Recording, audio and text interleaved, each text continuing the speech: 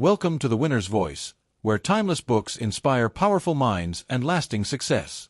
Today, The Value of Money by B.M. Anderson. This is Part 3. Let's begin.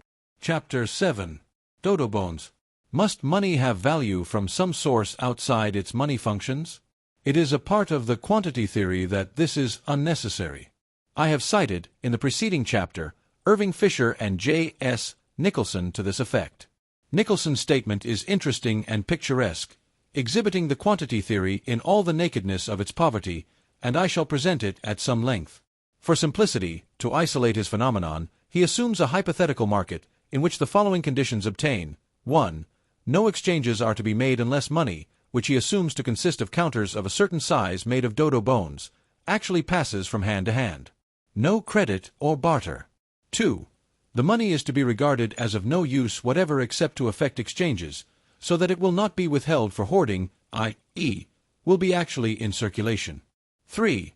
There are 10 traders in the market, each with one kind of commodity and no money, and one trader with all the money, 100 pieces, and no commodities. Further, let this moneyed man put an equal estimation on all the commodities. Now let the market be opened according to the rules laid down. Then all the money will be offered against all the goods, and every article being assumed of equal value, the price given for each article will be 10 pieces, and the general level of prices will be 10. It is perfectly clear that, under these suppositions, if the amount of money had been 1,000 pieces, the price level would have been 100 per article, etc. Under these very rigid assumptions, then, it is obvious that the value of money varies exactly and inversely with the amount put into circulation. The rapidity of circulation he regards as coordinate in fixing the price level with the volume of money. To illustrate this, he assumes again his hypothetical market, and dodo bones, assuming as before that one merchant has all the money, 100 pieces, and that 10 have commodities of equal value. Instead, however, of the merchant with the money desiring all the commodities equally, he is made to desire only the whole of that of trader 1, who in turn desires the whole of number 2's stock, and so on to the 9th merchant, who wants the commodity of number 10, who wants the dodo bones. In this case, each article will be exchanged only once, as formerly, but the money will change hands 10 times, and the price of each article will be 100 instead of 10. We now see that, under these circumstances, with the same quantity of money, and the same volume of transactions, the level of prices is 10 times as great as before, and the reason is that every piece of money is used 10 times instead of once. Whence he concludes, the effect on prices must be the same when, in effecting transactions, one piece of money is used 10 times as when 10 pieces of money are used once. Ricardo, too, expresses the dodo bone theory very explicitly. If the state charges a seigniorage for coinage, the coin piece will generally exceed the value of the uncoined piece of metal by the whole seigniorage, because it will require a greater quantity of labor, or, which is the same thing, the value of the produce of a greater quantity of labor, to procure it. While the state alone coins, there can be no limit to this charge of seigniorage, for, by limiting the quantity of the coin, it can be raised to any conceivable value. It is on this principle that paper money circulates. The whole charge for paper money may be considered a seigniorage. Though it has no intrinsic value, yet, by limiting its quantity, its value is as great as an equal denomination of coin, or of bullion in that coin. Would the dodo bones circulate? Nicholson chose the illustration to throw into the sharpest relief the absence of any value from a non-monetary employment. Nobody has any use for them as dodo bones. What economic force is there, then, to make them circulate? Nicholson says nothing about an agreement among the traders, assigning a significance to the dodo bones, so that they might function in the same way that poker chips do. Indeed, any such notion would vitiate his illustration, for he proposes to explain an adjustment of prices by natural economic laws.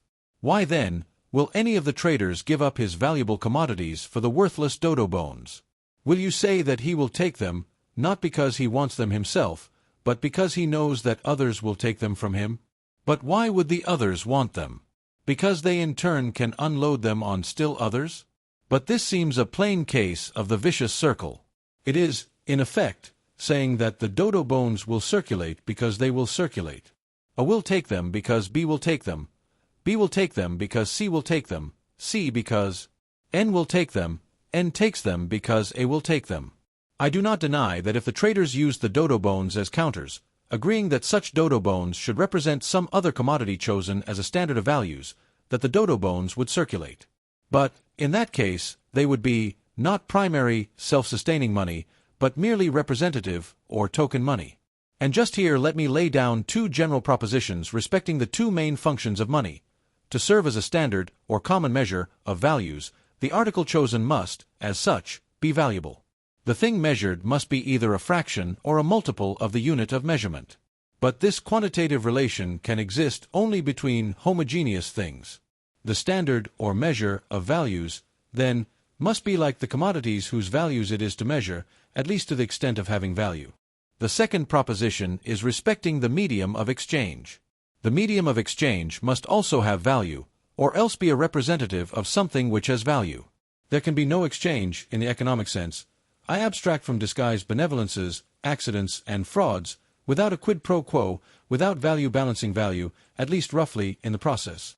Now, when it is remembered that the intervention of the medium of exchange, taking the place of barter, really breaks up a single exchange under the barter system into two or more independent exchanges, and that the medium of exchange is actually received in exchange for valuable commodities, it follows clearly that the medium of exchange must either have value itself, or else represent that which has value. These two propositions seem almost too obvious to require the statement, but they contradict the quantity theory, and they are not, on the surface, reconcilable with certain facts in the history of inconvertible paper money. It is necessary, therefore, to state them, and to examine further some of the phenomena which seem to contradict them. If they are true, Nicholson's dodo bones will perform neither of the primary functions of money. They have no value, per se. They cannot, then, measure values. They are neither valuable nor titles to valuable things. They are not quid pro quo in exchange, and will not circulate. I shall not pause long to discuss the doctrine that money needs no value itself, because it is really a sort of title to, or claim on, or representative of, goods in general. The notion, first, would not pass a lawyer's scrutiny. There are no such indefinite legal rights. A system of legally fixed prices, with a socialistic organization of society, would be necessary to give it definiteness, and in such a situation there would be no room for a quantity theory of prices. Economic goods, as distinct from money, are not generally fungible to the extent that would make them indifferent objects of legal rights. Besides, whether or not the thing is logically thinkable, it is legally false. Legal factors enter into the economic value of money, as will later be shown, but it is economic, and not legal value, which makes money circulate. Helfrich has taken the trouble to give the notion of money as a mere title to things in general a somewhat more fundamental analysis, and I would refer the reader who is not satisfied by the foregoing on this point to his discussion. I wish to make very clear precisely how much I mean by the foregoing argument that circular reasoning is involved in saying that A will take the dodo bones because B will take them. The same question arises for B, and for the others. The real question is as to the cause for any general practice of the sort. Why should a suppose that B will take them? What could bring about such a system of social relations that a general expectation of this sort could arise? Kemmerer undertakes to give an answer in a hypothetical case by the following ingenious assumption: money and credit instruments. Page 11. The money consists of an article which formerly had a high commodity value, which has lately entirely disappeared, but the money continues to circulate, through the influence of custom, and because of the demand for a medium of exchange. In this illustration, Kemmerer recognizes the historical fact that money has originated from some commodity which had value because of its significance as a commodity. Historically, a great many different commodities have served, and gold and silver finally emerged victors for reasons which need not just now concern us. These historical facts, coupled with the idea that value is, essentially, something physical, or coupled with the notion that value arises only from marginal utility, or from labor, have been accepted by the commodity or metallist school as sufficient proof that standard money is only possible when made of some valuable commodity. Professor Laughlin seems to think of the whole thing as depending on the value of gold bullion, and to recognize the money employment as a factor in affecting the value of money only insofar as it draws gold away from the arts, and so raises its value there by lessening the supply. If money originated in a commodity, how is it possible for the commodity value to be withdrawn, and for money still to retain its value? This brings us to a question I have raised before, namely, whether the genetic or historical account of a social situation and the cross-section analysis of the same situation necessarily agree. Is it possible that when a commodity basis was necessary to start the thing, and when even in the modern world gold bullion, interconvertible with gold coin, remains the ultimate basis of the money systems of all great commercial peoples, that you could withdraw the commodity support and keep money unchanged in value? Or could you even have any value left at all? Now in answer, I propose to admit the possibility of so doing. The forces which a cross-section analysis reveals are not necessarily identical with those which a theory of origins sets forth. Once the thing is set going, the forces of inertia favor it. A new theory, fixed in the minds of the people, say the quantity theory itself, might give them such confidence in their money that its value might be maintained. A fiat of the government, making the money legal tender, supplemented by the loyalty of the people, might keep up its value. I think there is reason to believe that this is a source of no little importance of value for the German paper money today, and, to a less extent, of the notes of the Banque de France. All these possibilities I admit. Value is not physical, but psychological. And the form of value with which we are here concerned, economic value par excellence, is a phenomenon of social, rather than individual psychology. Many and complex are the psychical factors lying behind it. Belief, custom, law, patriotism, particularly a network of legal relationships growing out of contracts expressed in terms of the money in question, the policy of the state as to receiving the money for public dues, the influence of a set of customary or legally prescribed prices, which tie the value of money to a certain extent to the values of goods, factors of this character can add to the value of money, and can, conceivably, even sustain it when the original source of value is gone. Social economic value does not rest on marginal utility. In general, utility is essential, as one of many conditions, before value can exist, even though the intensity of the marginal want served by a good bears no definite relation to its value. But in the case of the value of a money of the sort here considered, marginal utility is in no sense a cause of the value. Rather, the marginal utility of such money to an individual is wholly a reflection of its social value, and changes when that social value changes. It is quite consistent with the general theory of economic value which I have set forth in Social Value, for me to admit possibilities of this kind. The value of money in such a case has become divorced from its original presuppositions. The paper, originally resting on a commodity basis, or the coins originally valued because they could be transformed into non-monetary objects of value, have become objects of value in themselves. Analogous phenomena are common enough in the general field of values, and are less common in the field of economic values proper than one might suppose. Thus, most moral values tend to become independent of their presuppositions.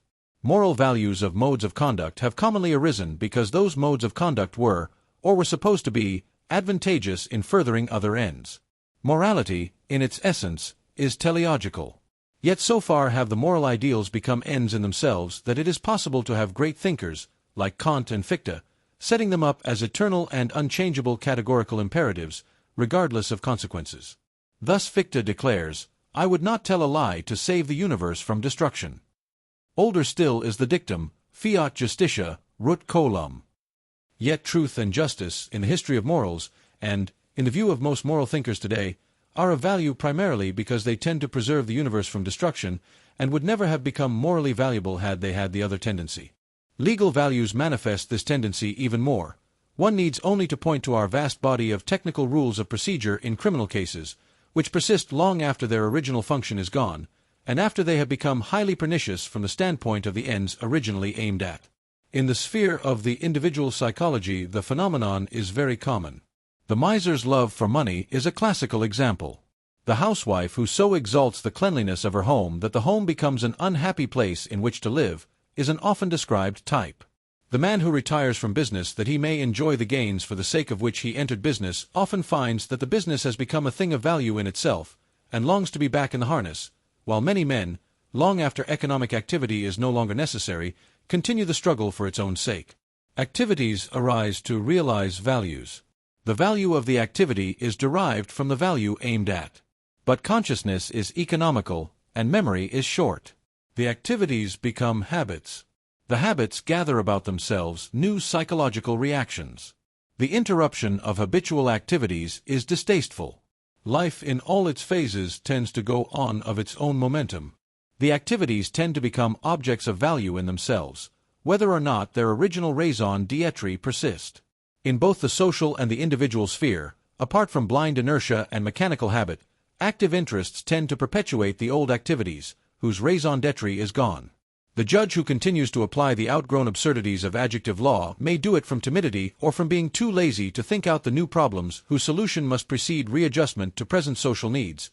But the criminal lawyer who can free his guilty client by means of these technicalities has an active interest in their perpetuation. The individual who would readjust his conduct in the light of changed interests finds that active opposition is met in the emotional accompaniment of the old habits. The economic society may wish to be free from a money whose original value is gone, but there is a powerful debtor interest which approves of that money, and whose support tends to maintain its value. All these possibilities I admit. My own theory of value, which finds the roots of economic value ramifying through the total social psychological situation, rather than in utility or labor pain alone, involves possibilities like these. But, and this is a point I wish especially to stress, we are out of the field of mechanics, and in the field of social psychology, when we undertake to explain the value of money that way. No longer is there any mathematical necessity about the matter. There is no such a priori simplicity as the quantity theory deals with. Factors like these might maintain the value of money for a time, and then wane. These factors might vary in intensity from day to day, with changing political or other events, leading the value of money to change from day to day, quite irrespective of changes in its quantity. Insofar as you have a people ignorant of the nature of money and of monetary problems, a people in the bonds of custom, with slightly developed commercial life, whose economic activities run in familiar grooves unreflectively, you will most nearly approximate a situation like that which Professor Kemmerer assumes. But that means that what might be true in India, or to a less degree in Austria, countries to which the quantity theorists are accustomed to refer, need not at all be true in the United States.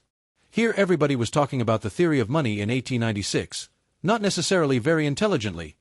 And here, moreover, such phrases as good as gold, and propositions like that which came from Mr. J.P. Morgan in his testimony before the Pujo Committee that gold is money and nothing else, would seem to indicate that a very great part of our people might utterly distrust such a money as Professor Kemmerer describes.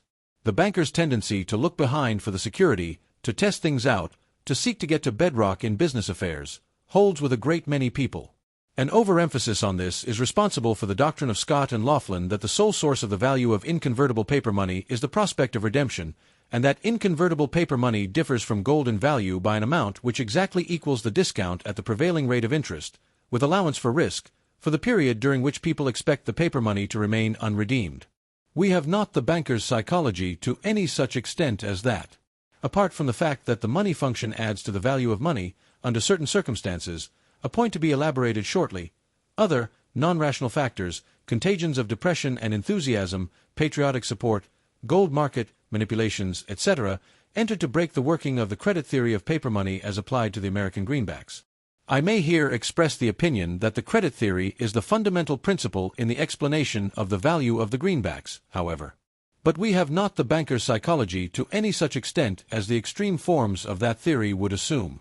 Uncle Sam's money is good enough for me, is a phrase I have heard from the populists, who, by the way, were pretty good quantity theorists. The government is behind it. There are plenty of men for whom that assurance would be enough. Indeed, the general notion that in some way, not specified, perhaps not yet known to anybody, the government will do what is necessary to maintain the value of its money is a ground which might well influence even the most sophisticated banker. I think such a general confidence in the English government has clearly been a factor in the price of sterling exchange since the balance of trade turned so overwhelmingly against England in the present war. Our monetary history, I may add, has been in considerable measure a struggle between these two opposing psychological reactions on that point. The utter breakdown of the fiat theory came in Rhode Island, and in connection with the continental currency, in the days before the Constitution was adopted. On the other hand, I do not believe that those who put a banker inside every one of us can prove that their principle has been a complete explanation at any stage of our monetary history. But clearly considerations like these take away all mathematical certainty from the matter. The foregoing analysis makes clear, I trust, that the notion that the money function alone can make an otherwise valueless money circulate is untenable. There must be value from other sources as well. All that is conceded is that there need not be a physical commodity as the basis of the money. Value is not necessarily connected with a physical commodity. There is a disposition on the part of many quantity theorists to beg the question at the outset, to assume money as circulating, without realizing how much this assumption involves. The assumption involves the further assumption that there are causes for the circulation of money. But the same causes which make money circulate will also be factors in the determination of the terms on which it circulates, i.e., the prices. To seek then, by a new principle, the quantity theory, to explain these prices without reference to these causes, is a remarkable procedure. There is sometimes a disposition to do the thing quite simply indeed, define money as the circulating medium, and, by definition, you have it circulating. A rather striking case of this, which is either tautology or circular reasoning, appears in Fisher's Purchasing Power of Money, page 129. Take the case, for instance, of paper money. So long as it has the distinctive characteristic of money, general acceptability at its legal value, and is limited in quantity, its value will ordinarily be equal to that of its legal equivalent in gold. Italics mine. It is not quite easy to construct, even ideally, a social psychology which would perfectly fit the quantity theory. One would have to assume that money circulates purely from habit, without any present reason at all. The assumption must be that the economic life runs in steady grooves, so that quantity of goods exchanged will always be the same, or at least, that it will always be the same proportion of the goods produced. There must be no option of speculative holding out of the market allowed the holder of exchangeable goods. The individuals must have constant habits as to the proportions of the money they receive to be spent and to be held for emergencies. All the factors affecting velocity of both money and goods must be constant.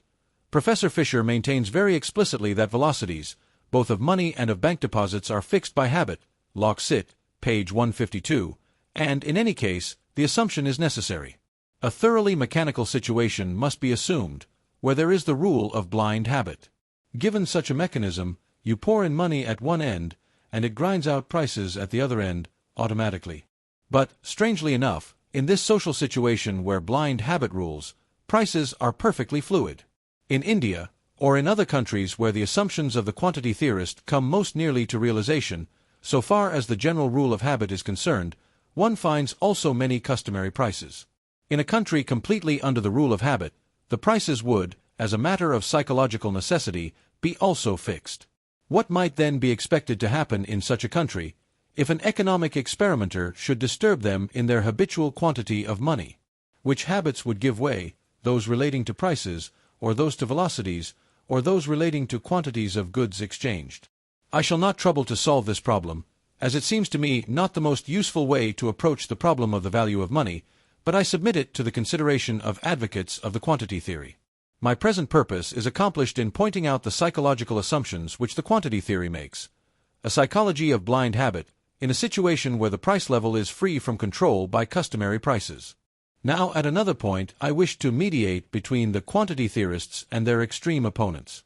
Representatives of the metal list of commodity school, like Professor Laughlin and Professor Scott in his earlier writings, seem to deny that the money employment has any direct effect in increasing the value of money. The money employment affects the value of money only indirectly, by withdrawing the money metal from the arts, so raising the value of the money metal, and consequently raising the value of the coined metal. The quantity theory, on the other hand, would utterly divorce the value of money from causal dependence on the stuff of which the money is made. Both these views seem to me extreme.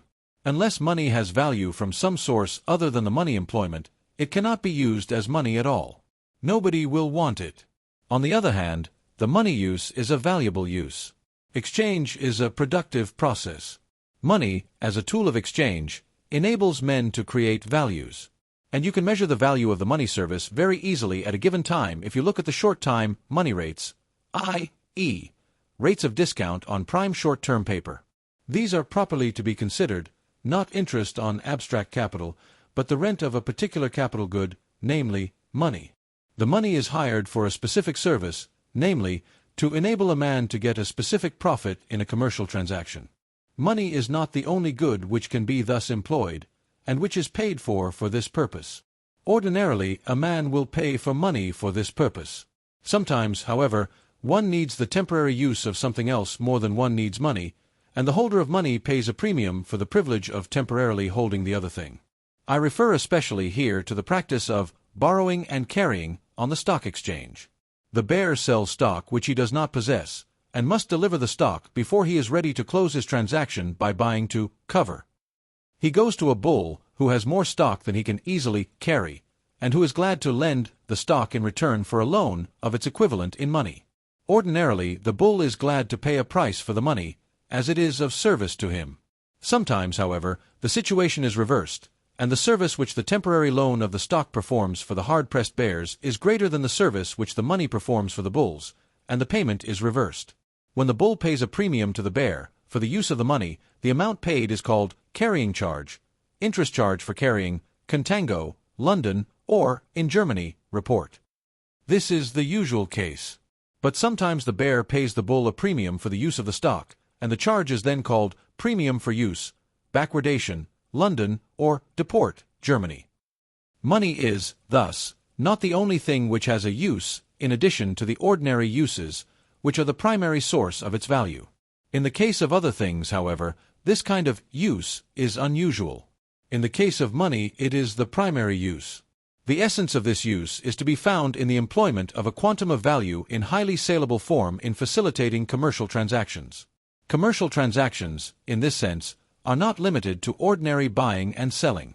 I think it best to defer further analysis of the money service to a later chapter on the functions of money, which will best be preceded by a consideration of the origin of money. For the present, it is enough to note that money has certain characteristics which enable it to facilitate exchanges and to pay debts better than anything else, and that this fact makes an addition to its value. It is possible, I think, to measure this addition to value rather precisely in certain cases. Thus, in the case of the American greenbacks, we find them at a discount, say from the beginning of 1877 on, as compared with the gold dollar in which they were to be redeemed in January 1879. I think it safe to contend that the country was practically free from doubt as to their redemption after the early part of 1877. The discount steadily diminished as the time of redemption approached. Laughlin's theory is thus far beautifully vindicated. The central fact governing the value of the greenbacks during this period was the prospect of redemption. But, and here I think we see the influence of the money use, the discount was not as great as would have been called for by the prevailing rate of interest, as measured by the yield on other obligations of the federal government at this time. And the discount completely disappeared some little time before the actual redemption. I see no cause for the absence of a discount in the later months of 1878 except the additional value which came from the money use. This additional value is, ordinarily, not very great. And money is not alone in possessing it. In extraordinary circumstances, it may become quite large. Thus, in 1873, in the midst of the panic, the gold premium fell sharply. At this time, the significance of the greenbacks as a legal tender, a means of final payment of obligations, Zahlungs, or Solutionsmittel, as distinguished from medium of exchange, Tauschmittel, attained an unusual significance. In ordinary times, the marginal value of this function of money sinks to zero, but in emergencies it may become very great. In ordinary times, during the greenback period, uncoined gold bullion, or gold coin used, not as money, but simply by weight in exchanges, played an important role, competing with the greenbacks in various employments, particularly as bank reserves, and as secondary bank reserves, and so reducing the marginal value of the money employment of the greenbacks themselves. Gold bullion is not the only thing which can thus serve, however. Today, and generally, securities with a wide market, capable of being turned quickly into cash, without loss, or capable of serving as the basis of collateral loans, up to a high percentage of their value, have a much higher value, for a given yield, than have other securities, equally safe, but less well known and less easily saleable. The one-house bond, i.e., the bond for which only one banking house offers a ready market, must yield a great deal more to sell at a given price than the bond of equal security which is listed on the exchanges, and has a wide market. Part of this is an illustration of another function of money, the bearer of options function, which enables the holder to preserve his wealth, and at the same time keep options for increasing its amount when bargains appear in the market. Foreign exchange performs many of these functions of money in European countries, particularly Austria-Hungary. The notion that the whole value of gold coin rests on its bullion content arises most easily in a situation where free coinage has long been practiced, and where there are no legal obstacles to the melting down of coin for other uses. Where free coinage is suspended, the peculiar services which only money can perform, or rather, the services which money has a differential advantage in performing, may easily lead to an agio for coined over uncoined metal. The mere fact that coined metal is of a definite fineness well known and attested is often of some consequence, though the attestation of well-known jewelers may give this advantage to metal bars as well, for large transactions. But for smaller transactions, nothing can easily take the place of money. A high premium on small coins, apart from redemption in standard money, may easily arise from the money use alone. And standard coin may well attain, in greater or less degree, a premium. If it is scarce, as compared with the amount of business to be done, this premium may well be greater than if it is abundant. But that an indefinite premium is possible, or that this premium varies exactly and inversely with the quantity, I see no reason at all for supposing. If the premium be great enough, men, especially in large transactions, will make use of the uncoined metal, just as they did use gold in this country during the greenback period. The advantages of money are not absolute. Money is simply more convenient for many purposes than other things. The possibility of a premium is limited by the possibility of substitutes. It is further limited by the fact that a high premium would awaken a distrust which would bring the premium to destruction, by destroying trade, and so destroying the money use on which the premium is based. A detailed discussion of the Indian rupee since 1893 lies outside the scope of this chapter. I think it may be well, however, to recognize at this point that the limitation in the quantity of the rupee, through abrogation of free coinage, was a factor in the subsequent rise in its value. It was not the only factor, by any means. But it was a factor. It may be also recognized as a factor in the value of Austrian paper money. The doctrine just laid down, as to the influence of the money use in adding to the value of money, is in no sense the same as the quantity theory. For one thing, it is easily demonstrated that the value curve for the uses of money is not described by the equation xy equals c. This curve expresses, in terms of value, the idea of proportionality which is an essential part of the quantity theory. Put in terms of the money market, we have a demand curve for money, not for the long-time possession of money, but for its temporary use. A rental, rather than a capital value, is expressed in the price which this curve helps to determine. This curve is highly elastic. When money rates are low, transactions will be undertaken which will not be undertaken when the rate is a little higher. In the second place, the method of approach is very different. It is not the whole volume of transactions which must employ money, but only a flexible part. In the third place, the money use is here conceived of as a source, not of the whole value of money, but only of a differential portion of that value. In the fourth place, the argument runs in terms of the absolute value of money, and not in terms of the level of prices. It is not the legal peculiarity of money, as legal tender, which is necessarily responsible for this agio when it appears. In the first place, not all money is legal tender. In the second place, we find the same phenomenon in connection with bank money at times. I would refer especially to the premium on the Mark Banco of the Hamburg Girobank. Cf. Knapp, Staatliche Theorie des Gelds, page 136. The legal tender peculiarity may, however, in special circumstances be a source of a very considerable temporary agio. It is possible, however, to frame a hypothetical case in which, barring temporary emergencies, the money use will add nothing to the value of money, and in which the whole value of money will come from the value of the commodity chosen as the standard of values. Assume that the standard of value is defined as $1, which is further defined as 23.22 grains of pure gold. Assume, however, that no gold is coined. Let the circulating money be made of paper. Let this paper be redeemable, not in gold, but in silver, at the market ratio, on the day of redemption, of silver to gold. This will mean that varying quantities of silver will be given by the redeeming agencies for paper, but always just that amount required to procure 23.22 grains of gold. Let us assume, further, that the government issues paper money freely on receipt of the same amount of silver. Assume, further, that the government bears the charges which the friction of such a system would entail, by opening numerous centers of issue and redemption, by providing insurance against fluctuations in the ratio of silver to gold for a reasonable time before issue and after redemption, meeting transportation charges, brokerage fees, etc. In such a case, the standard of value would not be used as money at all. It would have no greater value than it would if it were not the standard of value, abstracting from the fact that in the one case it might be used in its uncoined form as a substitute for money more freely than in the other. In any case, it would form no part of the quantity of money. Its whole value would come from its commodity significance. The value of the paper money, however, would be tied absolutely to the value of gold. As gold rose in value, the paper money would rise in value, and vice versa.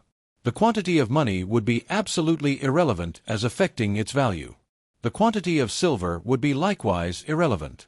The causation as between quantity of money and value of money would be exactly the reverse of that asserted by the quantity theory.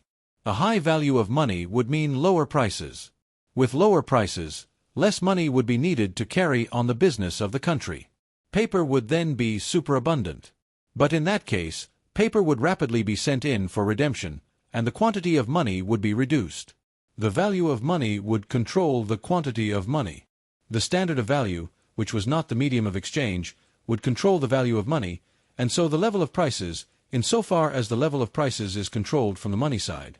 In this hypothetical illustration, we have the extreme case of what the commodity or metallist school seems to assert. In this case, barring temporary emergencies too acute to admit of increasing the money supply by the method described, their theory that the value of money comes wholly from the commodity value of the standard would offer a complete explanation.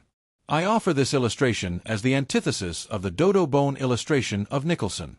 That illustration sets forth the extreme claims of the quantity theory and purports to be a case in which the quantity theory would work perfectly.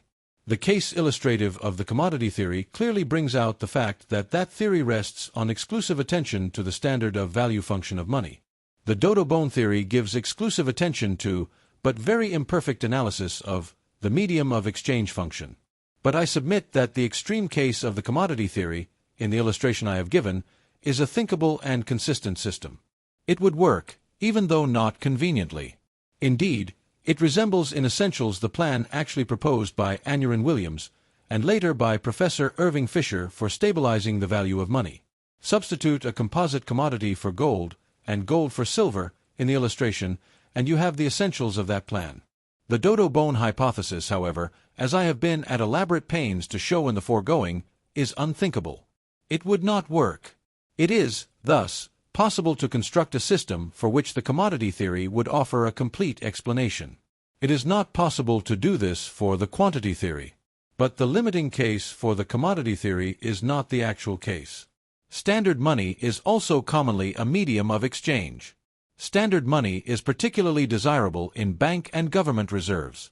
Its employment in these and other ways is a valuable employment, and adds directly to its value both as money and in the arts. There is a marginal equilibrium between its values in the two employments. The notion that the only way in which the money employment adds to the value of money is an indirect one, by withdrawing gold from the arts, so lessening its supply and raising its value there, may be proved erroneous by this consideration. What, in that case, would determine the margin between the two employments? What force would there be to withdraw gold from the arts at all? Why should more rather than less be withdrawn? There must be ascending curves on both sides of the margin. Gold money in small amount has a high significance per unit in the money employment. A greater amount has a smaller significance per unit. The marginal amount of gold put to work as money has a comparatively low significance in that employment, a significance just great enough to secure it from the competing employments in the arts. We conclude, then, that money must have value to start with, from some source other than the money function, and that there must always be some source of value apart from the money function, if money is to circulate, or to serve as money in other ways. But this is not to assert the doctrine of the commodity school, that its value must arise from the metal of which it is made, or in which it is expected to be redeemed. Nor is it to deny that the money function may add to the original value. On the contrary, the services which money performs are valuable services, and add directly, under conditions which we shall analyze more fully in a later chapter on the functions of money, to the value derived from non-pecuniary sources. Value is not physical, but psychical. And value is not bound up inseparably with labor pain or marginal utility. Chapter 8. The Equation of Exchange. In Professor Irving Fisher's Purchasing Power of Money, we have the most uncompromising and rigorous statement of the quantity theory to be found in modern economic literature. We have, too, a book which follows the logic of the quantity theory more consistently than any other work with which I am acquainted. The book deals with the theory more elaborately and with more detail than any other single volume, and sums up most of what other writers have had to say in defense of the quantity theory. Professor Fisher's book has, moreover, received such enthusiastic recognition from reviewers and others as to justify one in treating it as the official exposition of the quantity theory. Thus, Sir David Barber cites Professor Fisher as the authority on whom he relies for such justification of the theory as may be needed, while Professor A. C. Whittaker declares that he adopts, without qualification, the whole body of general monetary theory for which Professor Fisher stands. Professor J. H. Hollander has recently referred to Professor Fisher's work on money and prices as a model of that combination of theory and inductive verification which constitutes real science. The American Economic Review presents as an annual feature Professor Fisher's equation of exchange. Not all, by any means, of those who would call themselves quantity theorists would concur in Professor Fisher's version of the doctrine. Professor Taussig, notably, introduces so many qualifications and admits so many exceptions that his doctrine seems to the present writer like Professor Fisher's chiefly in name. But there is no other one book which could be chosen which would serve nearly as well for the platform of present-day quantity theorists as The Purchasing Power of Money. Partly for that reason, and partly because the book lends itself well to critical analysis, I shall follow the outline of the book in my further statement and criticism of the quantity theory, indicating Professor Fisher's views, and indicating the points at which other expositions of the quantity theory diverge from his, setting his views in contrast with those of other writers. We shall find that this method of discussion will furnish a convenient outline on which to present our final criticisms of the quantity theory and parts of the constructive doctrine of the present book. First, Professor Fisher presents in the baldest possible form the dodo bone doctrine. The quality of money is irrelevant. The sole question of importance is as to its quantity, the number of money units. I shall not here discuss this point, as a previous chapter has given it extended analysis, except to repeat that it is in fact an essential part of the quantity theory.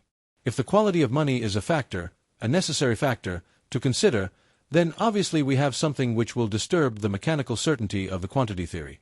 Professor Fisher is thoroughly consistent with the spirit of his general doctrine on this point. Second, Professor Fisher has no absolute value in his scheme. By the value of money, he means merely its purchasing power, and by its purchasing power he means nothing more than the fact that it does purchase. The purchasing power of money is defined as the reciprocal of the level of prices, so that the study of the purchasing power of money is identical with the study of price levels. Locke. Cit. Page 14.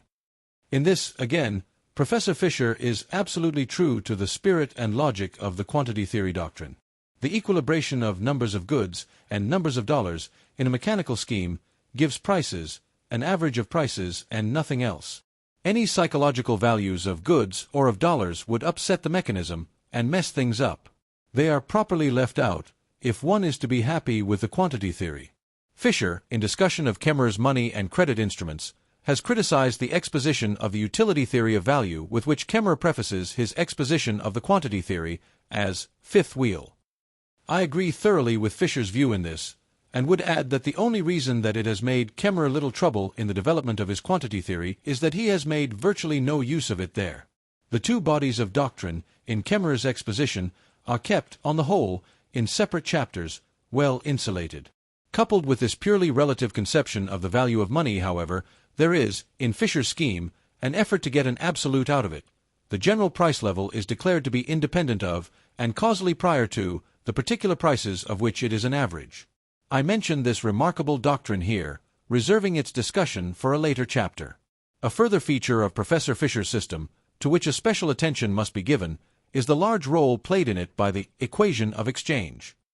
This device has been used by other writers before him, notably by Newcomb, Hadley, and Kemmerer, receiving at the hands of the last named an elaborate analysis. But Fisher, basing his work on Kemmerer's, has made even more extensive use of the equation of exchange, and has given it a form which calls for special consideration.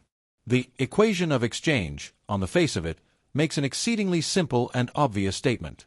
Properly interpreted, it is a perfectly harmless, and, in the present writer's opinion, useless statement. It gives rise to complications, however, as to the meaning of the algebraic terms employed, which we shall have to study with care. The starting point is a single exchange. A person buys 10 pounds of sugar at 7 cents a pound. This is an exchange transaction in which 10 pounds of sugar have been regarded as equal to 70 cents, and this fact may be expressed thus. 70 cents equals 10 pounds of sugar multiplied by 7 cents a pound. Every other sale and purchase may be expressed similarly, and by adding them all together we get the equation of exchange for a certain period in a given community. The money employed in these transactions usually serves several times, and hence the money side of the equation is greater than the total amount of money in circulation. In the preliminary statement of the equation of exchange, foreign trade, and the use of anything but money in exchanges are ignored, but later formulations of the equations are made to allow for them. The equation of exchange is simply the sum of the equations involved in all individual exchanges in a year. And in the grand total of all exchanges for a year, the total money paid is equal in value to the total value of the goods bought. The equation thus has a money side and a goods side. The money side is the total money paid, and may be considered as the product of the quantity of money multiplied by its rapidity of circulation.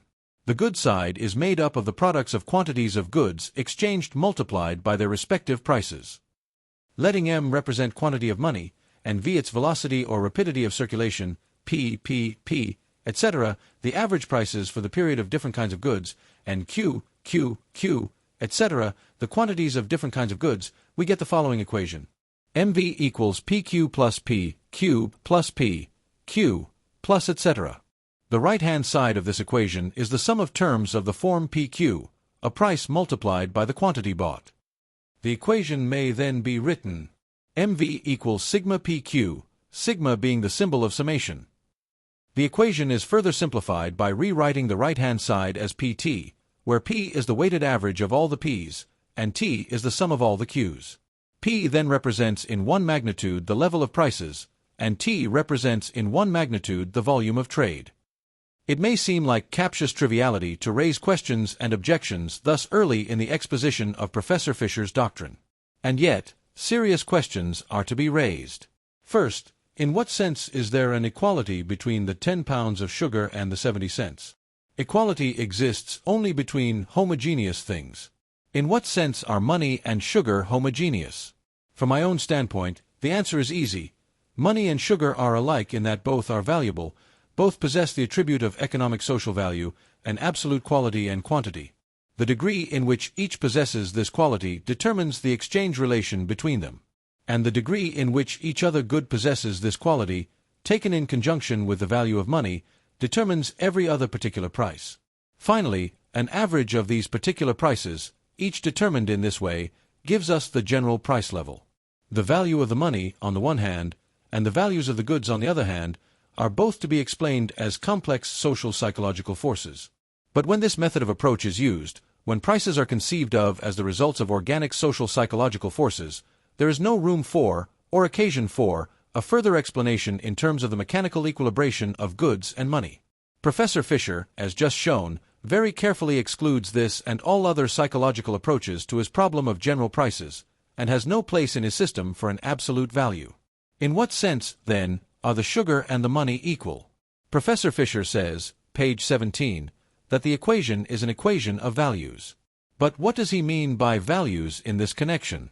Perhaps a further question may show what he must mean, if his equation is to be intelligible. That question is regarding the meaning of T. T, in Professor Fisher's equation, is defined as the sum of all the Q's. But how does one sum up pounds of sugar, loaves of bread, tons of coal, yards of cloth, etc.? I find at only one place in Professor Fisher's book an effort to answer that question, and there it is not clear that he means to give a general answer. He needs units of Q which shall be homogeneous when he undertakes to put concrete figures into his equation for the purpose of comparing index numbers and equations for successive years. If we now add together these tons, pounds, bushels, etc., and call this grand total so many units of commodity, we shall have a very arbitrary summation.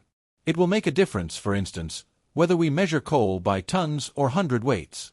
The system becomes less arbitrary if we use, as the unit for measuring any goods, not the unit in which it is commonly sold, but the amount which constitutes a dollar's worth at some particular year called the base year, page 196.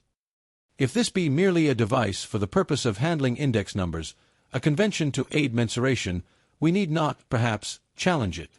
The unit chosen is, in that case, after all, a fixed physical quantity of goods, the amount bought with $1 in a given year, and remains fixed as the prices vary in subsequent years. That it is more philosophical or less arbitrary than the more common units is not clear, but if it be an answer, designed merely for the particular purpose, and not a general answer, it is aside from my purpose to criticize it here. If, however, this is Professor Fisher's general answer to the question of the method of summing up T, if it is to be employed in his equation when the question of causation, as distinguished from mensuration, is involved, then it represents a vicious circle. If T involves the price level in its definition, then T cannot be used as a causal factor to explain the price level. I shall not undertake to give an answer, where Professor Fisher himself fails to give one, as to his meaning. I simply point out that he himself recognizes that the summation of the Q's is arbitrary without a common unit, and that the only common unit suggested in his book, if applied generally, involves a vicious circle. What, then, is T? Perhaps another question will aid us in answering this. What does it mean to multiply 10 pounds of sugar by 7 cents? What sort of product results? Is the answer 70 pounds of sugar, or 70 cents, or some new two-dimensional hybrid? One multiplies feet by feet to get square feet, and square feet by feet to get cubic feet. But in general, the multiplication of concrete quantities by concrete quantities is meaningless. One of the generalizations of elementary arithmetic is that concrete quantities may usually be multiplied, not by other concrete quantities, but rather by abstract quantities, pure numbers. Then the product has meaning. It is a concrete quantity of the same denomination as the multiplicand. If the Q's, then, are to be multiplied by their respective P's, the Q's must be interpreted, not as bushels or pounds or yards of concrete goods, but merely as abstract numbers. And T must be, not a sum of concrete goods, but a sum of abstract numbers, and so itself an abstract number. Thus interpreted, T is equally increased by adding 100 papers of pins, 100 diamonds, 100 tons of copper, or 100 newspapers. This is not Professor Fisher's rendering of T, but it is the only rendering which makes an intelligible equation. We return, then, to the question with which we set out. In what sense is there an equality between the two sides of Professor Fisher's equation? The answer is as follows. On one side of the equation we have M, a quantity of money, multiplied by V, an abstract number. On the other side of the equation, we have P, a quantity of money, multiplied by T, an abstract number. The product, on each side, is a sum of money. These sums are equal. They are equal because they are identical. The equation asserts merely that what is paid is equal to what is received. This proposition may require algebraic formulation, but to the present writer it does not seem to require any formulation at all. The contrast between the money side and the good side of the equation is a false one. There is no good side. Both sides of the equation are money sides. I repeat that this is not Professor Fisher's interpretation of his equation. But it seems the only interpretation which is defensible. A further point must be made. Sigma PQ, where the Q's are interpreted as abstract numbers, is a summary of concrete money payments, each of which has a causal explanation, and each of which has affected a concrete exchange. Mathematically, PT is equal to sigma PQ, just as 3 times 4 is equal to 2 times 6. But from the standpoint of the theory of causation, a vast difference is made. 3 children 4 feet high equal in aggregate height 2 men 6 feet high. But the assertion of equality between the 3 children and the 2 men represents a high degree of abstraction, and need not be significant for any given purpose. Similarly, the restatement of sigma PQ as PT. One might restate sigma PQ as PT, defining P as the sum, instead of the average, of the P's, and T as the weighted average, instead of the sum, of the Q's. Such a substitution would be equally legitimate, mathematically, and the equation MV equals PT equally true. Sigma PQ might be factorized in an indefinite number of ways. But it is important to note that in PT, as defined by Professor Fisher, we are at 3 removes from the concrete exchanges in which actual concrete causation is focused. We have first taken, for each commodity, an average, for a period, say a year, of the concrete prices paid for a unit of that commodity, and multiplied that average by the abstract number of units of that commodity sold in that year. We have then summed up all these products into a giant aggregate, in which we have mingled hopelessly a mass of concrete causes which actually affected the particular prices. Then, finally, we have factorized this giant composite into 2 numbers which have no concrete reality, namely, an average of the averages of the prices, and a sum of the abstract numbers of the sums of the goods of each kind sold in a given year, a sum which exists only as a pure number, and which, consequently, is unlikely to be a causal factor. It may turn out that there is reason for all this, but if a causal theory is the object for which the equation of exchange is designed, a strong presumption against its usefulness is raised. Both P and T are so highly abstract that it is improbable that any significant statements can be made of either of them. As concepts gain in generality and abstractness, they lose in content. As they gain in extension, they lose, as a rule, in intension. On the other side of the equation, we also look in vain for a truly concrete factor. V, the average velocity of money for the year, is highly abstract. It is a mathematical summary of a host of complex activities of men. Professor Fisher thinks that V obeys fairly simple laws, as we shall later see, but at least that point must be demonstrated. Even M is not concrete.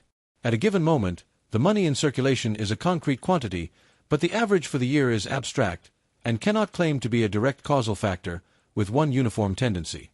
Of course, Professor Fisher himself recognizes that his central problem is not to state and justify, mathematically, his equation that is a work of supererogation, and the statistical chapters devoted to it seem to me to be largely wasted labor. Professor Fisher recognizes that his central problem is to establish causal relations among the factors in his equation of exchange. It is from the standpoint of its adaptability as a tool in a theory of causation that I have been considering it. It should be noted that volume of trade, as frequently used, means not numbers of goods sold, but the money price of all the goods exchanged, or PT. It is in this sense of trade that bank clearings are supposed to be an index of volume of trade.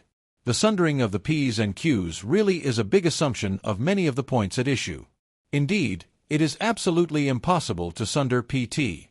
It is always the P aspect of the thing that is significant. Fisher himself finally interprets T, statistically, as billions of dollars. As a matter of mathematical necessity, either P must be defined in terms of T or T defined in terms of P. The V's and M may be independently defined, and arbitrary numbers may be assigned for them limited only by the necessity that MV plus MV be a fixed sum. But P and T cannot, with respect to each other, be thus independently defined. The highly artificial character of T has been pointed out by Professor E. B. Wilson of the Massachusetts Institute of Technology in his review of Fisher's Purchasing Power of Money in the Bulletin of the American Mathematical Society, April, 1914, pages 377 to 381. Various consequences are readily obtained from the equation of exchange, but the determination of the equation itself is not so easy as it might look to a careless thinker. The difficulties lie in the fact that P and T individually are quite indeterminate. An average price level P means nothing till the rules for obtaining the average are specified, and independent rules for evaluating P and T may not satisfy the equation. For instance, suppose sugar is 5c, a pound, bacon 20c, a pound, coffee 35c, a pound. The average price is 20c. If a person buys 10 pounds of sugar, 3 pounds of bacon, and 1 pound of coffee, the total trading is in 14 pounds of goods. The total expenditure is $1.45. The product of the average price by the total trade is $2.80. The equation is very far from satisfied. Wilson thinks it necessary, to make the matter straight, to define T arbitrarily as MV plus MV slash P, in which case the equation is true, but so obviously a truism that no one would see any point in stating it. T no longer has any independent standing. Fisher has, however, an escape from this status for T, but only by reducing P to the same position. He defines P as the weighted average of the P's, 27, and fails, I think, to see how completely this ties it up with T. The only method of weighting the P's that will leave the equation straight is to weight the different prices by the number of units of each kind of good sold, namely, T. Thus, in Wilson's illustration, we would define P as 5c times 10 plus 20c times 3 plus 35c times 1 slash 14p is then 105 slash 14c point, while t is 14. PT is, then, equal to $1.45, which is the total expenditure, or MV plus MVs. Be it noted, here, that P is defined in terms of T, I, E. P is defined as a fraction, the denominator of which is T. No other definition of P will serve, if T is to be defined independently. But notice the corollary. P must be differently defined each year, for each new equation, as T changes in total magnitude, and as the elements in T are changed. The equation cannot be kept straight otherwise. Suppose that the prices remain unchanged in the next year, but that 1 more pound of coffee and 2 less pounds of sugar are sold. P, as defined for the equation of the preceding year, would no longer fit the equation. P, as previously defined, would be unaltered, since none of the prices in it had changed. P, defined as a weighted average with the weights of the first year, would, then, still be 105/14 cents. The T in the new equation is 13. The product of P and T is $1.349/14.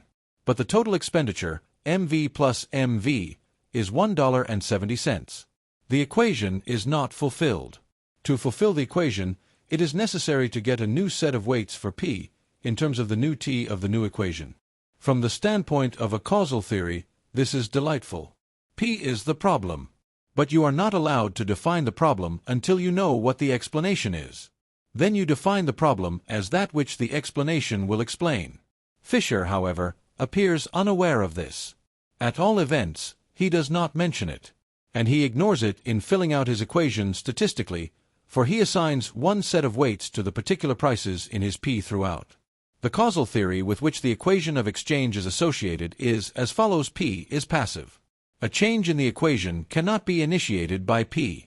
If P should change without a prior change in one of the other factors, forces would be set in operation which would force it back to its original magnitude. M and T are independent magnitudes. A change in one does not occasion a change in the other. An increase or decrease in M will not cause a change in V. Therefore, an increase in M must lead to a proportionate increase in P, and a decrease in M to a proportionate decrease in P, if the equation is to be kept straight. Changes in T have opposite proportional effects on P. Before examining the validity of the causal theory and the arguments by which it is supported, it will be best to state the more complex formula which Professor Fisher advances as expressing the facts of today. The original formula ignored credit and ignored the possibility of resort to barter. It also failed to reckon with certain complications which Fisher deals with as transitional rather than normal. The formula which includes credit is as follows: MV plus MV equals point. Here, MV and PT have the same significance as before. M is the average amount of bank deposits in the given region for the given period, and V is the velocity of circulation of those deposits. M, money, consists of all the media of exchange in circulation which are generally acceptable, as distinguished from those which are acceptable under particular conditions, as by endorsement. M excludes money in bank reserves and government vaults. Money, specifically, includes gold and silver coin, minor coins, government paper money, and banknotes. M consists of deposits transferable by check. This version would not satisfy such a writer as Nicholson, who would limit money to gold coin, and would include in M not only deposits, but also banknotes and other credit instruments. I may suggest here, what I shall later emphasize, that Fisher's money, though he doubtless is using the most common definition of money, is really a pretty heterogeneous group of things, concerning which it is possible to make few general statements safely. In economic essence, e.g., banknotes are much more like deposits than like gold, and if one wishes to separate money and credit, banknotes belong with M rather than with M. But we must take the theory as we find it. Again, credit is by no means exhausted when bank deposits are named. Why should not book credits and bills of exchange be included? Why not postal money orders? Why not deposits subject to transfer by the gyro system? M is defined as the total deposits subject to transfer by check, and would, thus, exclude the gyro system of Germany. It is surely a very provincial equation of exchange, with which Fisher and Kemmerer seek to set forth the universal laws of money. Fisher's reason for excluding book credits is that book credits merely postpone, and do not dispense with, the use of money and checks. Book credits, unlike deposits, have no direct effect on prices, IBID 82, N 370, but only an indirect effect, by increasing the velocity of money. IBID 81 to 82, 370 to 371. Book credit, indeed, time credit, in general, thus has no direct effect on prices, and is properly excluded from the equation of exchange. These distinctions seem to me highly artificial. In the first place, the use of checks, in part, merely postpones the use of money. Money is moved back and forth from one part of the country to another, and from one bank to another, to the extent that checks fail to offset one another, and in the case of book credit, while there is less of this offsetting, there is a good deal of it, especially between stockbrokers in different cities, and in small towns and at country stores, and particularly in the South, where the country storekeeper and factor are also dealers in cotton, etc., and where they advance provisions during the year to the small farmers, receiving their pay, in considerable degree, not in money, but in cotton, which they credit on the books in terms of money to the customer, a point which Fisher mentions in an appendix. IBID, page 371. The difference on this point is a difference in degree merely. Further, Fisher makes the same point with reference to deposits subject to check that he makes with reference to book credits, namely, that their use increases the velocity of money. To say that one has a direct effect on prices, and the other only an indirect effect is absolutely arbitrary. If buying and selling are what count, if prices are forced up by the offer of money or credit for goods, and forced down as the amount of money and credit offered for goods is reduced, then one exchange must count for as much as any other of like magnitude in fixing prices. The same is true of transactions in which bills of exchange or other credit devices serve as media of exchange. Of course, these considerations do not render the equation of exchange, as presented by Fisher, untrue. The equation simply states that the money and bank deposits used in paying for goods in a given period are equal to the amount paid for those goods in a given period. It makes no assertion concerning payments for other goods, and makes no assertion as to the amount of other transactions which are paid for in other ways. General Walker, presented with the problem of credit phenomena, simplifies the thing even more. He rules out all exchanges which are affected by credit devices, counting only those performed by coin, banknotes, and government paper money, and insists that the general price level is determined in those exchanges in which money alone, as thus defined, is employed. His equation, if he had considered it worth while to use one, would then have been simply MV equals point, where T would be merely the number of goods exchanged by means of money. One could make a similar equation, equally true, by defining money as gold coin, and reducing T correspondingly. Is there any reason for limiting the equation at all? Is there any reason for supposing that any one set of exchanges is more significant for the determination of the price level than any other set of exchanges? Does not the logic of the quantity theory require us to include all exchanges which run in terms of money? If one wishes a complete picture of the exchanges, some such equation as this would be necessary. MV plus MV plus BV plus EV plus OV equals point, where B represents book credit, V, the number of times a given average amount of book credit is used in the period, E, bills of exchange, and V, their velocity of circulation, and O, all other substitutes for money, with V, as their velocity of circulation.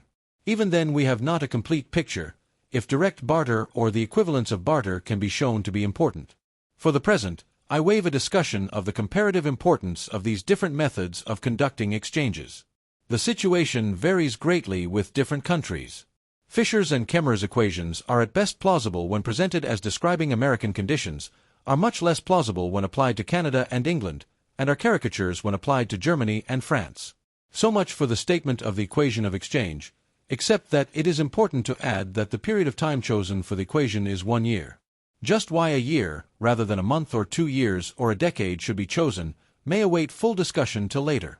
I shall venture here the opinion that the yearly period is not the period that should have been chosen from the standpoint of Fisher's causal theory, and that it probably was chosen, if for any conscious reason at all, because of the fact that statistical data which Fisher wished to put into it are commonly presented as annual averages. The question now is, however, as to the use to be made of the equation in the development of a causal theory. Chapter 9. The volume of money and the volume of credit. John Stuart Mill, who first among the great figures in economics gives a realistic analysis of modern credit phenomena, thought that credit acts on prices in the same way that money itself does, and that this reduces the significance of the quantity theory tendency greatly, and to an indeterminate degree. The quantity theory is largely whittled away in Mill's exposition of the influence of credit. In Fisher we have a much more rigorous doctrine. The quantity of money still governs the price level, because M governs M's. The volume of bank deposits depends on the volume of money, and bears a pretty definitely fixed ratio to it. Just how close the relation is, Professor Fisher does not say, but the greater part of his argument, especially in Ch. 8, rests on the assumption that the ratio is very constant and definite indeed. At all events, the importance of the theory, as an explanation of concrete price levels, will vary with the closeness of this connection and the invariability of this ratio. It is not too much to say that the book falls with this proposition, to wit, that M controls M, and that there is a fixed ratio between them. We would expect, therefore, a very careful and full demonstration of the proposition, a care and fullness commensurate with its importance in the scheme. But the reader will search in vain for any proof, and will find only 2 propositions which purport to be proof. These are, 1, that bank reserves are kept in a more or less definite ratio to bank deposits, 2, that individuals, firms, and corporations preserve more or less definite ratios between their cash transactions and their check transactions, and between their cash on hand and their deposit balances. If these be granted, what follows? The money in bank reserves is no part of M. M is the money in circulation, being exchanged against goods, not the money lying in bank vaults. The money in bank vaults does not figure in the equation of exchange. As to the second part of the argument, if it be granted, it proves nothing. The money in the hands of individual and corporate depositors is by no means all of M. It is not necessarily the greatest part. The money in circulation is largely used in small retail trade, by those who have no bank accounts. A good many of the smallest merchants in a city like New York have no bank accounts, since banks require larger balances there than they can maintain. Enormous quantities of money are carried in this country by laborers, particularly foreign laborers. The chief of the Department of Mines of a western state points out that when an Italian, Hungarian, Slav, or Pole is injured, a large sum of money, ranging from $50 to $500 or $1,000, is almost always to be found on his person. A prominent Italian banker says that the average Italian workman saves $200 a year, and that there are enough Italian workmen in this country, without considering other nationalities, to account for $300 million of hoarded money. I do not wish to attach too great importance to these figures, taken from a popular article in a popular periodical. It is proper to point out, too, that these figures relate to hoarded money, rather than to M, the money in circulation. But in part these figures represent, not money absolutely out of circulation, but rather money with a sluggish circulation. And they are figures of the money in the hands of poor and ignorant elements of the population.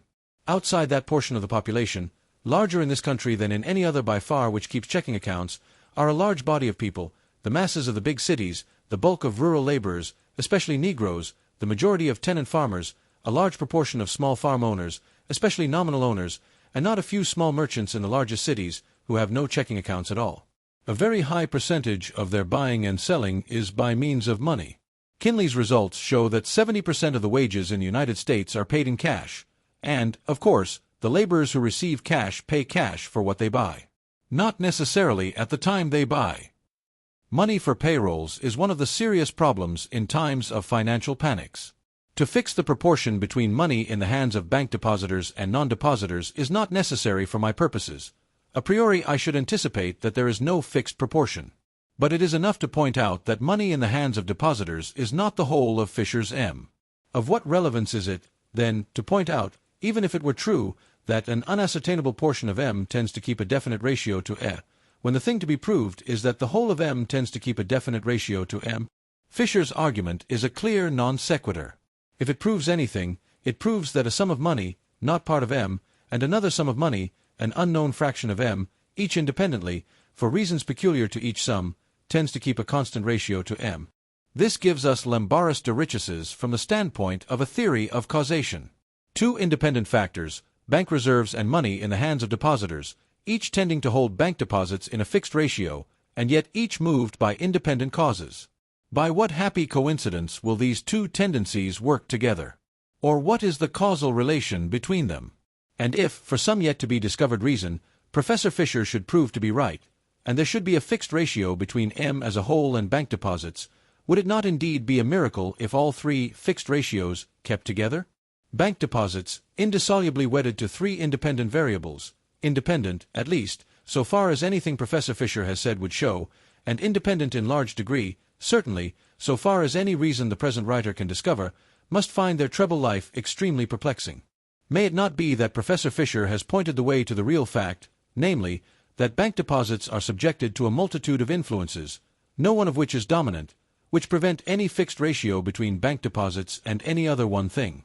At a later point, I shall maintain that this is, indeed, the case. Be it noted further, however, that even if we grant a fixed ratio, on the basis of Fisher's argument, between M and E, Fisher has offered no jot of proof that the causation runs from M to M. He simply assumes that point outright. Any change in M, the quantity of money in circulation, requiring as it normally does a proportional change in M, the volume of deposits subject to check. Ibid. Page 52, italics mine. For this, no argument at all is offered. A fixed ratio, so far as causation is concerned, might mean any one of three things: A, that M controls M; B, that M controls M; C. That a common cause controls both. Fisher does not at all consider these alternative possibilities. I shall myself avoid a sweeping statement as to the causal relations among the factors in the equation, because I do not think that any of the factors is homogeneous enough, as an aggregate, to be either cause or effect of anything. But if a generalization concerning these magnitudes were required, I should be disposed to assert that the third alternative is the most defensible, and that to the extent that M and M vary together it is under the influence of a common cause, namely PT. That is to say, that the volume of bank deposits and the volume of money tend to increase or decrease in a given market, and Fisher's theory is a theory of the market even of a single city, because of increases or decreases in PT, considered as a unitary cause rather than as two separate factors, in that market. But I shall not put my proposition in quite that form, as I find the factors in the equation of exchange too indefinite for satisfactory causal theory. So much for the validity of Fisher's argument, assuming the facts to be as he states them. Are the statements correct? Do banks tend to keep fixed ratios between deposits and reserves? Do individuals, firms, and corporations tend to keep fixed ratios between their cash on hand and their balances in bank? Regarding this last tendency, Professor Fisher says in a footnote on page 50, this fact is apparently overlooked by Laughlin. I think it has been generally overlooked. I have found no one who has discovered it except Professor Fisher. Certainly no depositor whom I have consulted can find it in his own practice, and I have put the question to individuals, firms, and corporations. The further statement which Professor Fisher adduces in its support does not prove it, namely, that cash is used for small payments and checks for large payments. It would be necessary to go further and prove that large and small payments bear a constant ratio to one another, and further, that velocities of money and of bank deposits employed in these ways bear a constant relation. If Fisher has any concrete data, of a statistical nature, to support the doctrine of a constant ratio between bank balance and cash on hand in the case of individual depositors, he has failed to put them into his book. Nor is there any statistical evidence offered in the case of banks. It should be noted here that finding a general average for a whole country or community would not prove Fisher's point. General averages give no concrete causal relations. Fisher's argument, moreover, starts with individual banks and individual deposit accounts, pages 46 and 50, and generalizes the individual practice into a community practice. He would have to offer data as to individual cases. While general averages could not prove the contention of a constant ratio between reserves and deposits for individual banks, general averages can disprove the contention. A constant general average would be consistent with wide variation in individual practices, on the principle of the inertia of large numbers. But if the general average is inconstant, it is impossible that the individual factors making it up should be constant. This disproof is readily at hand, both for the ratio of deposits to reserves in the United States and for the ratio of demand obligations to reserves among European banks, most of which do not make large use of the check and deposit system. For the United States, from 1890 to 1911, taking yearly averages, we have a variation in the ratio of reserves to deposits of over 73% of the minimum ratio. The ratio was 26% in 1894 and 15% in 1906. The juxtaposition of these extreme variations shows how inaccurate is the assumption that the deposit currency may be treated as a substantially constant multiple of the quantity of money in banks. For New York City, the annual average percentage of reserves of clearinghouse banks to net deposits varies from 24.89% in 1907 to 37.59% in 1894. The extreme variations in weekly averages are, for the 16 years, 1885 to 1900, 20.6% in August, 1893 and 45.2% in February, 1894. These figures are extreme, since the number of occurrences is small for them, but there are numerous occurrences of deviations from the mean as wide apart as 24% and 42%. The yearly fluctuation in all these ratios is very great.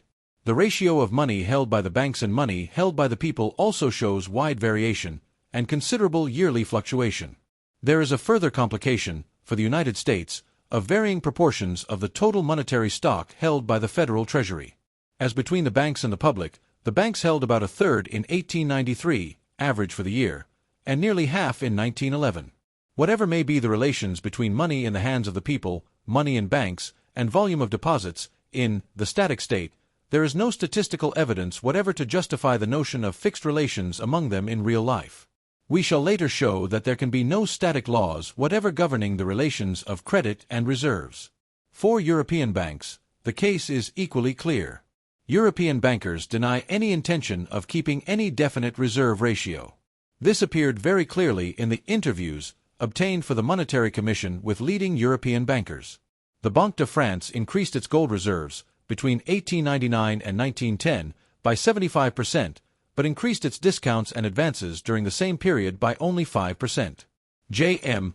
Keynes points out that the reserves of the great banks of the world, and of treasuries which act as central banks, have absorbed an enormous part of the gold produced in the 15 years before the war, increasing their holdings from about £500 million in 1900 to £1 billion at the outbreak of the war.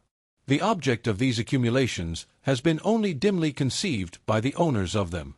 They have been piled up partly as the result of blind fashion, partly as the almost automatic consequence, in an era of abundant gold supply, of the particular currency arrangements which it has been orthodox to introduce.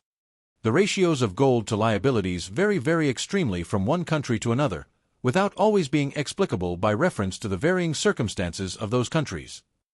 The contingencies, against which a gold reserve is held, are necessarily so vague that the problem of assessing the proper ratio must be, within wide limits, indeterminate.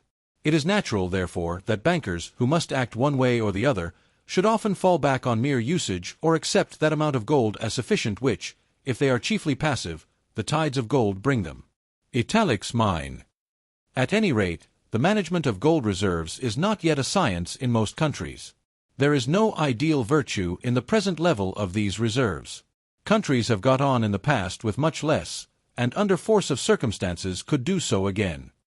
It will be noticed that Keynes, in the passage cited, is speaking of gold reserves, while Fisher's contention relates to all kinds of money available for reserves, which in this country would include gold, silver dollars, greenbacks, and, for many state banks, the notes of national banks. He is also talking of the relation of reserves to demand liabilities, which for most great European banks are primarily notes, rather than of reserves to deposits. But as an exposition of the theory of the ratio of reserves to deposits, the chief liability of American banks, it is applicable to American conditions, and as a statement of the facts, it of course gives a basis for testing Fisher's doctrine generally. I do not think that Fisher's fixed ratio, as between reserves and deposits, or even the ratio which more moderate quantity theorists might seek to find between gold and demand liabilities, will find any justification in the facts of banking history. A factor which has developed on a grand scale in recent years has tended still further to weaken any tendency that may be supposed to exist toward a fixed ratio between money reserves and demand liabilities. I refer to the gold exchange standard, in India, the Philippines, and elsewhere, and to the practice of the great banks of the continental countries of Europe, particularly the Bank of Austria-Hungary, of holding foreign gold bills, rather than gold exclusively, as reserve to cover note issue. In the case of the Austro-Hungarian Bank, which has carried this practice to the extreme, all possibility of a fixed ratio between gold reserves and demand liabilities has vanished. The ratio is highly flexible. When bills are cheap, i.e., when the exchange is in favor of Austria-Hungary, the bank buys bills with gold. When bills are high, when the exchanges have turned against Austria-Hungary, the bank sells bills for gold. Commonly, the holder of a note of the Austro-Hungarian Bank does not ask for it to be redeemed in gold, but in foreign exchange. The reason for this practice on the part of the bank is primarily economy. A large holding of gold would represent idle capital, a heavy burden for the bank of a debt-ridden and poorly developed country. Foreign bills, however, serve equally well for maintaining the value of the banknotes, and at the same time bear interest. A similar practice has been employed by the Reichsbank, by the National Bank of Belgium, by virtually all the debtor countries of Europe, and the great trading countries of Asia. Confidence in these conclusions is much increased by a study of the views of Professor Taussig. Professor Taussig is, in his initial formulations of his doctrine, a quantity theorist. In a situation where only money is used, credit being excluded, in effecting exchanges, he would hold that the quantity theory correctly accounts for prices. He is fond of the old formulation, as a first approximation, even in dealing with the complex facts of modern banking. But he does not dodge the complex facts, and his theory becomes, substantially, first, a general formula, and second, an elaborate body of qualifications and exceptions, the latter making up the major part of the theory. His doctrine regarding the relation of money and credit is as follows. There is, in the long run, a real limitation on elastic credit instruments in the quantity of specie. This is very different from the assertion that there is a fixed ratio between deposits and money in circulation, including paper, banknotes, etc., in money. The present writer has no quarrel with the doctrine that the gold supply of the world imposes outside limitations on the possible expansion of credit. The limitation, Taussig holds, comes in two ways. 1. In the connection between prices in any one country and prices in the world at large. 2. In various links of connection between the volume of deposits and of notes elastic like deposits and the quantity of specie. I shall consider at a later point the relation between prices in different countries. I shall there maintain that the quantity theory, which explains gold movements on the basis of price levels in different countries, is inadequate, that not price levels, but particular prices of goods most available for international trade, are of primary importance, and that of these particular prices, one, namely the price of money, or the short-time money rate, is most significant of all. For the present, I wish to analyze the linkages which Taussig finds between elastic credit instruments and specie, and to see how far they would go, not in proving Taussig's point, with which I have little quarrel, but in proving Fisher's contentions. The points involved are: A. Direct necessity constrains the bankers to keep some cash on hand. This fixes a minimum limit, Taussig's contention, but does not at all suggest a normal ratio, Fisher's contention. B. Binding custom, as to the proper amount of reserve that banks should carry, particularly important in connection with the Bank of England, but also in evidence in the Banque de France and the Reichsbank. Here again, however, minimal, rather than fixed, ratios are suggested. Limitations on the expansion of credit these customs may impose, but they by no means determine a normal or average amount of credit expansion, in England least of all, since there is so large a flexible element in the deposits of the joint stock banks, whose reserves are largely secret. The statement supra quoted from Keynes, together with the testimony of European bankers, may be considered in connection with this point, also, as to the factors determining the reserve policies of the great European banks. The extent to which custom really binds is doubtful. C. Direct regulation by law, peculiar to the United States. Here again, a minimum, rather than a fixed ratio, is indicated. Some limitation on credit expansion by the banks is caused by this at times, but Fisher's argument would require vastly more. D. The interaction in the use of deposits, notes, and other constituents in the circulating medium. The point involved here is that different kinds of business call for different kind of media. Small retail business is not done with $100 bills, nor are stocks and bonds bought with pennies. Limiting the size of banknotes to £5 in England compels the use of a large amount of gold for smaller transactions, and keeps a larger amount of gold in use than would otherwise be the case. Expanding business draws cash from the banks for circulation, trenching on reserves. That Professor Taussig has a point here is not to be doubted, but how closely it limits the expansion of credit will depend on the degree to which different kinds of media of exchange really are thus specialized. In a country like the United States, where checks may be used for virtually any transaction of over $1, and where small change for less than $1 will be increased by the government to meet the demands of trade, the point would not seem to involve a practically serious limitation. Finally, Professor Taussig recognizes a coefficient with the quantity of specie in the temper of the business community. Whether or not deposits are to expand depends not only on reserves, but also on the attitude of borrowers.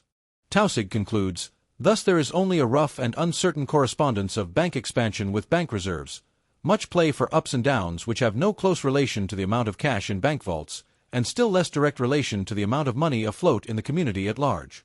Where bank media, whether in the form of deposits or notes, are an important part of total purchasing power, the connection between general prices and quantity of money is irregular and uncertain. Italics mine. This conclusion would be of little service in supporting Fisher's rigorous contentions. Our constructive theory concerning the relations of reserves and deposits, or reserves and demand liabilities, must wait for later discussion, in the chapter on bank assets and bank reserves, in Part 3.